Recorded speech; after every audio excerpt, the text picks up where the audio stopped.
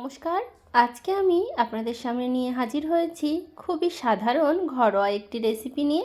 আজকের রেসিপিতে থাকছে পুঁইশাক মৌরলা মাছ দিয়ে গা মাখা চচ্চড়ি।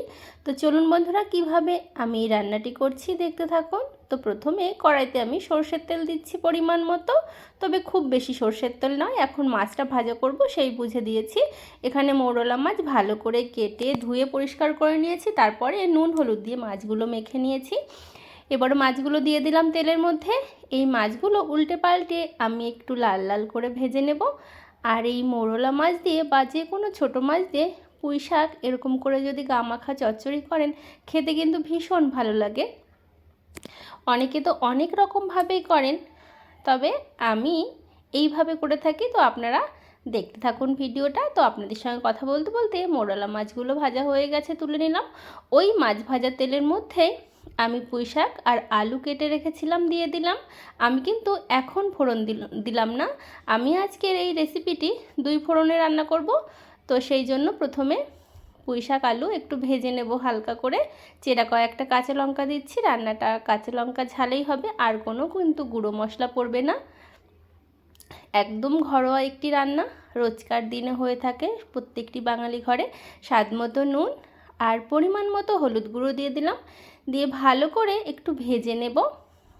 তো আপনারা কারা কারা আমার মতো পুঁই শাক আলু দিয়ে এরকম ছোট মাছের গা মাখা ঝোল রান্না করেন, অবশ্যই কমেন্ট বক্সে জানাবেন। তো দেখুন বন্ধুরা, বেশ ভালো করে আমি কিন্তু পুঁই শাক বা পুঁই ডাঁটা আলু ভেজে নিয়েছি। এবারে পরিমাণ মতো জল দিলাম, ডাঁটা আলু সেদ্ধ হওয়ার জন্য একটু সময় লাগবে সেই বুঝেই জলটা দিয়েছি, তবে এতটা জল থাকবে না। ঢাকা দিয়ে রেখেছিলাম কিছুক্ষণের জন্য, ঢাকনাটা নামিয়ে নিলাম। তো এখনও কিন্তু পুঁই শাকগুলো ভালো মতো সেদ্ধ হয়নি বন্ধুরা, একটু সময় লাগবে। এখনও আলু সেদ্ধ হয়েছে, তবে ডাঁটা এখনও সেদ্ধ হয়নি। তো এই মতাবস্থায় এখন দিয়ে দিচ্ছি পুঁই পাতা বা পুঁই শাক, যেগুলো ভালো করে ধুয়ে কুচিয়ে নিয়েছি দিয়ে দিলাম। আর পুঁই শাকগুলো এই সময় দিলে ভালো হবে, না হলে টক লাগে বেশি জাল হয়ে গেলে। ভেজে রাখা মৌরলা মাছগুলোও দিয়ে দিলাম, দিয়ে ভালো করে মিশিয়ে নিয়ে আবার ঢাকা দিয়ে রেখে দেব যতক্ষণ না ডাঁটাগুলো ভালো মতো সেদ্ধ হচ্ছে ততক্ষণ। ঢাকনাটা নামিয়ে নিলাম।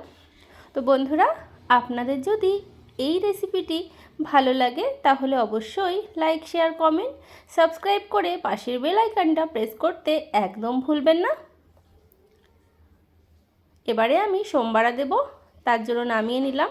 কড়াইটা একটু ধুয়ে নিয়ে সামান্য একটু সরষের তেল দিলাম, ফোড়নে দিলাম গোটা জিরে, ফোড়নটা ভালো করে ভেজে তরকারিটা দেখুন দিয়ে দিলাম। এইভাবে রান্না করলে খেতে কিন্তু ভীষণ ভালো লাগে। খুবই সাধারণ একটি হালকা একটি রান্না, গরমে যত হালকা পাতলা রান্না খাওয়া যায় কম তেল মশলা, সেটাই কিন্তু আমাদের শরীরের পক্ষে ভীষণই ভালো।